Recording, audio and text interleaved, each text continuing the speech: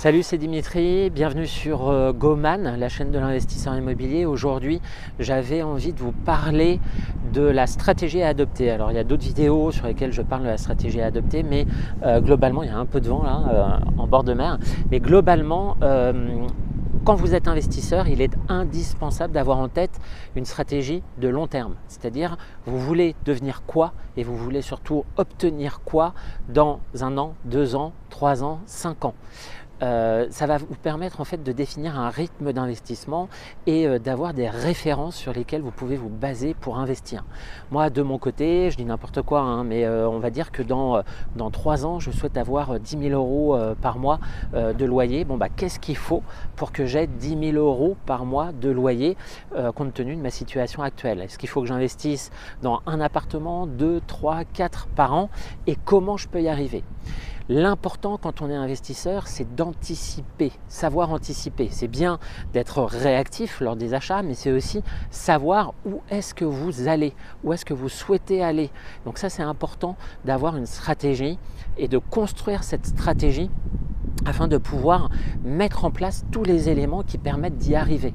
Moi, de mon côté, encore une fois, je disais à 45 ans, ce que je veux, c'est avoir 3 ou 4 000 euros dans ma poche. Bon, qu'est-ce que je fais pour y arriver? Est-ce que je dois investir? Est-ce que je dois faire des allers-retours? Est-ce que je fais plutôt de la location courte durée, du meublé?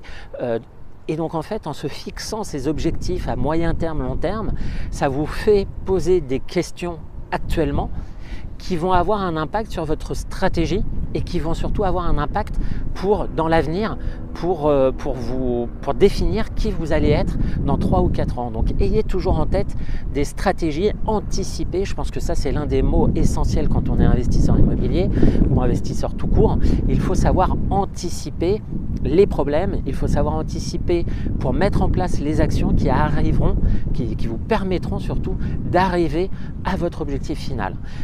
Anticipez, formez-vous, parce que ça permet aussi d'anticiper un certain nombre de choses et de prendre conscience en fait des problèmes qu'on peut rencontrer, parce que c'est bien d'anticiper et de vouloir anticiper, mais si on ne connaît pas les problèmes en tant qu'investisseur que l'on peut rencontrer, eh bien vous pouvez toujours anticiper. Si vous anticipez rien, entre guillemets, ou en tout cas très peu de problèmes, ça ne va pas servir à grand chose.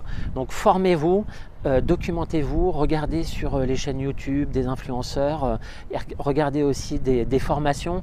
Alors pas besoin de mettre 1 000 euros dans une formation, mais prenez des formations qui sont de qualité à 200, 300, 400 euros, mais ça vous fera gagner énormément d'argent, ça vous fera prendre conscience d'un certain nombre de choses, de problèmes que vous allez pouvoir rencontrer, et aussi ça vous permettra aussi de tempérer en fait l'importance de ces problèmes.